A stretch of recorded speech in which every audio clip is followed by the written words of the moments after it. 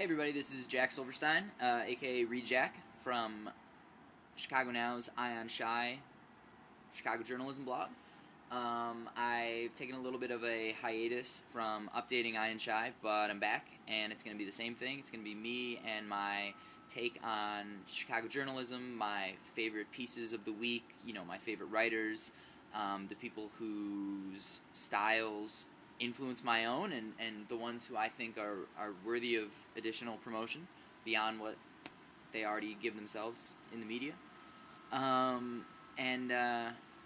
also sharing some of my experiences in the Chicago journalism game, and those two themes sort of intersect with some sad news yesterday: the death of Bill Jauss, long-time Chicago Tribune sports writer, longtime Chicago sports writer, 50-year career. I've included at the end of this post like a collection of links of other people's obits on Jauss, but I just want to give you my quick Bill Jauss story. I had the pleasure of meeting him when I was 16, when I loved the show Sports Writers on TV. If you don't know the show, if you're too young, again, I've included a clip, but it was basically like the antithesis of Around the Horn. Around the Horn, for sports writers arguing on TV for points in different cities, and Sports Writers on TV was for sports writers in one room, sitting around, arguing, but talking and having a discussion and listening to each other. That was the key to that show. Fabulous show. And when I was 16, I found Rick Tellender's phone number in the phone book. I called him. I left him a message. I was like, "Yo, Rick, my name's Jack Silverstein. I love your work. I love your show. I'd love to interview you."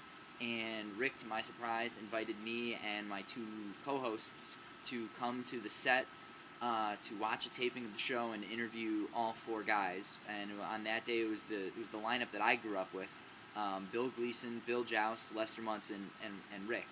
And Joussie was, if you loved him on the show and in his work, enthusiastic and knowledgeable and passionate, he was just that way that day. When we did our interview, I remember my favorite part of doing the interview was that we had some really basic question about should there be a playoff in college football, and my buddy Dan asked something about hockey. And I remember that the four of them, they took our question and they just ran with it. And it was just they were doing their own show, basically, off of our question.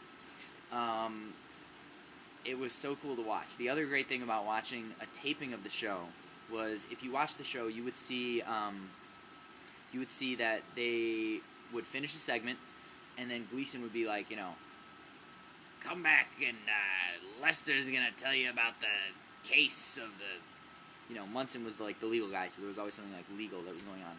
Alright, whatever. So they finished up the segment, and then they would be talking, and it would go to a commercial break, and you'd sit there, whatever, watch the commercials, come back, and they'd be talking, and then Gleason would introduce the next segment.